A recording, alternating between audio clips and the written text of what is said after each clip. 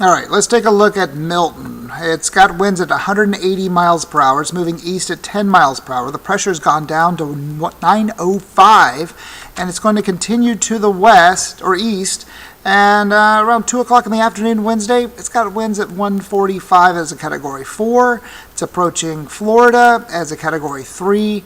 With the winds at 125. Now don't get caught up in the winds because we're going to see storm surge with this around 10 to 12 feet, and then it'll be off the coast of South Carolina by Thursday afternoon as a Category 1 with 85 mile per hour winds. So we can have some tropical storm force winds around South Carolina's coast and also some storm surge problems, because you can imagine that the wind is kind of coming in like that and being forced inland like that. So that's why we're really concerned about 1 to 3 feet of storm surge around Hilton Head. Now most of the models are still showing moving over Florida, right? Central Florida, somewhere within this area. Now it's moving over this very warm water.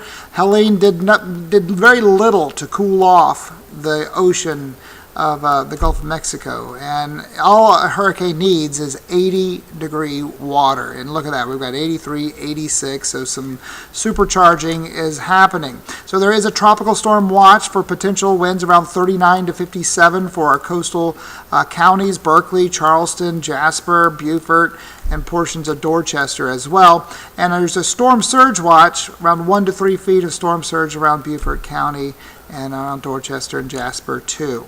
Now let's look at the storm surge in Florida. 10 to 12 feet expected there in the red that you see around St. Pete and then throughout the bay. So the thought is that the rain or the wind is going to be pushing in that ocean water into the bay and creating that storm surge that goes into the city. Now down to the south, on Fort Myers and Naples, we're also looking at around 10 to 12 feet of storm surge.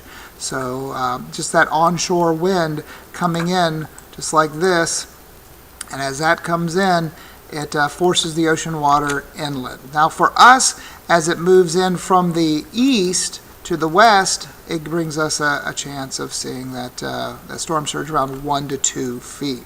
Now here's that long-range futurecast. We've got the cold front up to our north, pushing southward. Area of low pressure pushes to the east. High pressure keeps it all away from us. This is Wednesday at 6 in the morning.